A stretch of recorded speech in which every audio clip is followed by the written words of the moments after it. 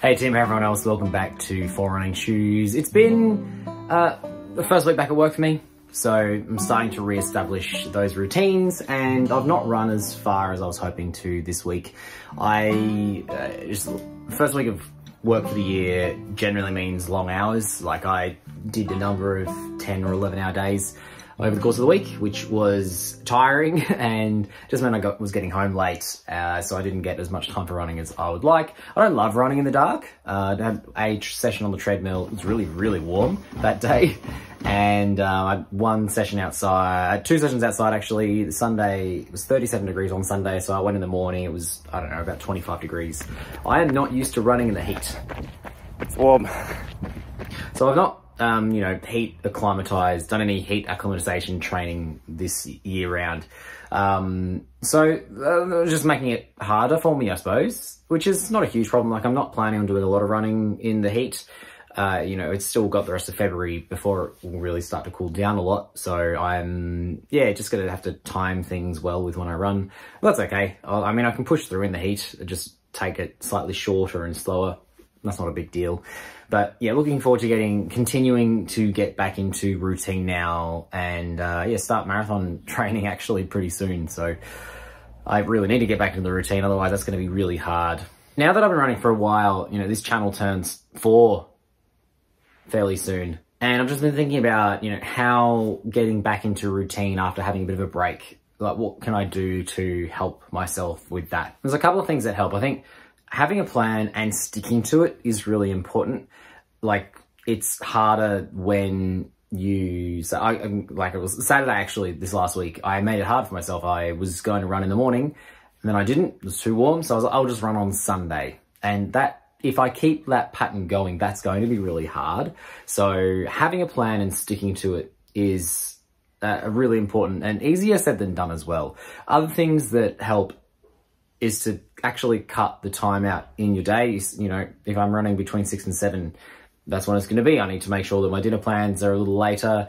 I need to work out, having the clothes ready for when I get home from work, and this is something I'm looking forward to doing a bit more of, running on the way home from work. So, it's really, very soon I'm going to resume having at least 1, possibly 2. I'm still weighing that up. Run commutes where I'm running home. Obviously, it's really, you must absolutely run if you are stuck somewhere and you have to. Obviously I can catch public transport home as well, but that's less fun. And you're already there, you may as well run home. That takes a little bit of preparation and things with making sure you have everything ready to change into from work. But I find that actually preparing for a run is mentally easier than doing the run when you're not feeling it. So, if you're already dressed, that helps. And if you've got the things ready, it's one step less that your brain needs to get past to start running. Whereas, if you're comfy in your regular clothes and then you have to get changed and then you have to run, it's just adding an extra layer. So making sure that it's easy to access your running clothes, making sure they're clean, laid out, whatever you need, in a bag, at work, in my car, if I'm around somewhere that I need to change into, just helps things. So making sure that I'm organized in other places and not just, I need to go for a run now, I need to get ready for it, but I'm ready, now I can go running. So I don't know if that's made any sense. So having a plan and sticking to it, and being as organized as you can with the preparation for a run, specifically with the running clothes. I'm really keen to make running work for me going into this marathon season. So having those run commutes and finding times that really work for me. I think, last marathon training season, it's found it a bit tricky to do some of the runs just because it's such a huge amount of time. And so I think having those commutes is going to help. I can't do like a long run after a work day. I'd like to, but I just physically am too tired at the end of the day to make that work. But I think having a lot of mileage in those kind of commutes, it just works for you. If I'm going to be driving 20, 25 minutes to get home and it takes me an hour to run home, that kind of makes sense. Like, I've already got my run in.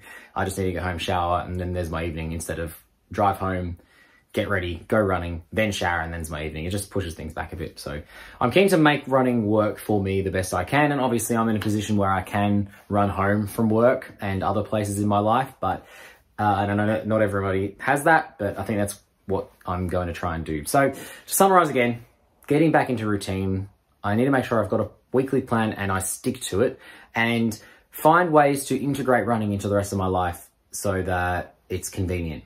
And that includes making sure that I've got the right gear at the right time, which just kind of limits the boundaries or the barriers to starting running. Because, you know, even after running for a few years now and documenting it here, I still find it challenging to break back into a routine if I've been out of it. So in a month's time, I'll be laughing because it'll be established, but actually getting the ball rolling is tricky. But that's where I'm going to leave it for today. Thank you so much for watching. I'm looking forward to checking out your video on Thursday, Tim. Take care, everyone. We'll see you next time.